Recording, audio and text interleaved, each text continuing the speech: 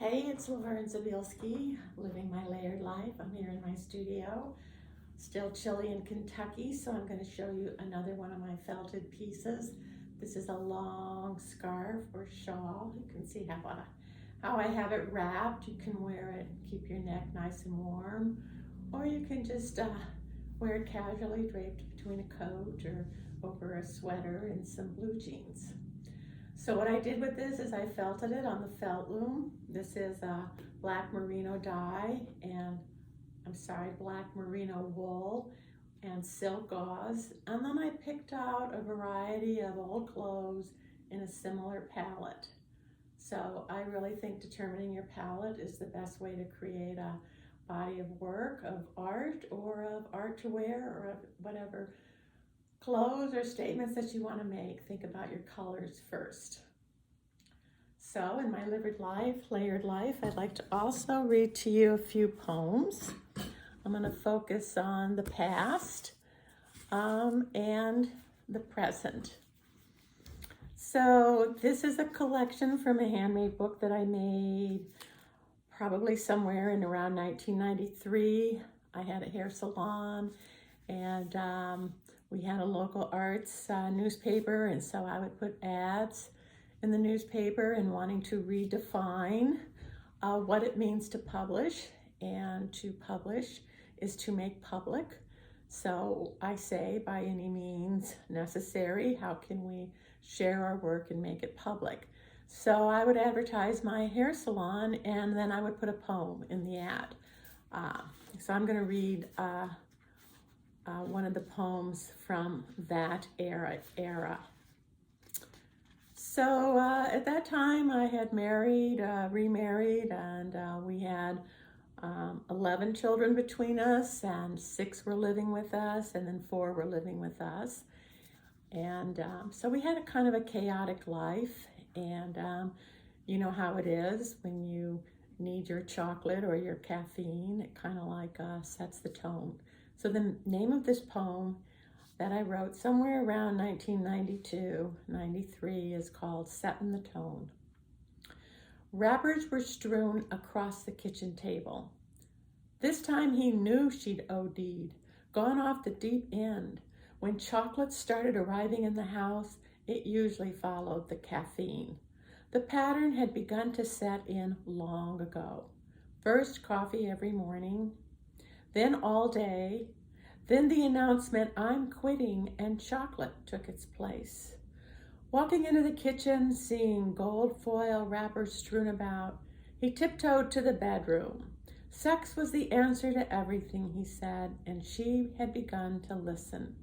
At least it was physical and not as damaging as caffeine and chocolate, especially when it was good. And she said to herself, I am going to take forever. To not hurry was a whole new way of life.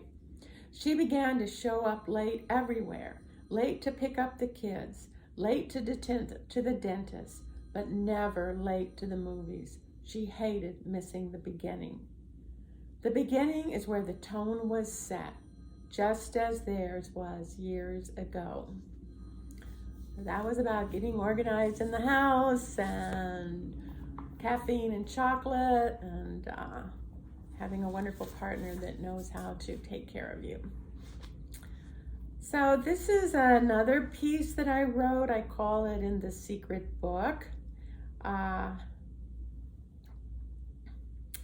This is written like, 30, 40 years later, so we are much older now. And I've written it something in second person and in third person. You turn the pages rapidly. You are looking for an answer. You want to know. There are questions you need answered. Your heart is broken. You have failed again. Such a burden. All of this hurts. You thought it would never happen to you. You are concerned and worried. You always worried. Just like your dad worried. But of course he worried. He worked on Sack Hill, Strategic Air Command, in the Air Force. There was a fence around his building. He dealt with classified information. He assured you you were safe. I never worried. I never needed a book of secrets. I had my mom and dad. And eventually, they ended up in a nursing home. Are you kidding me? They were invincible. That never should have happened to them. And it'll never happen to me. We have a secret plan. We talk about it frequently, review it, check our notes, our supplies. We write instructions in our secret book. The instructions are written in code. When Dad and Mom come to visit, we review our plans with them. They know. They've been there, done that too. They pause and smile. It won't work, they tell us, and painfully then disappear. They hate being the bearers of bad news. There can be no strategy. A strategy is a deferment, keeping you from focusing on what matters. They reminded us of what matters. Only the moment, remember? There is no pain in the moment, remember?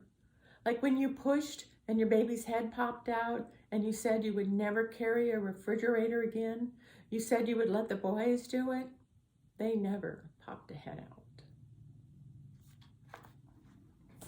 So coming in touch with our own personal strength is important. Living a long life, having lots of ups and downs, broken hearts and loves makes us very wise in that area. And it's poetry worth writing about. So to be continued. I'll have this pieces for sale on my website shop. And I have some courses there where I also talk about color theory and how we choose our palette and what works for us. So have a great day.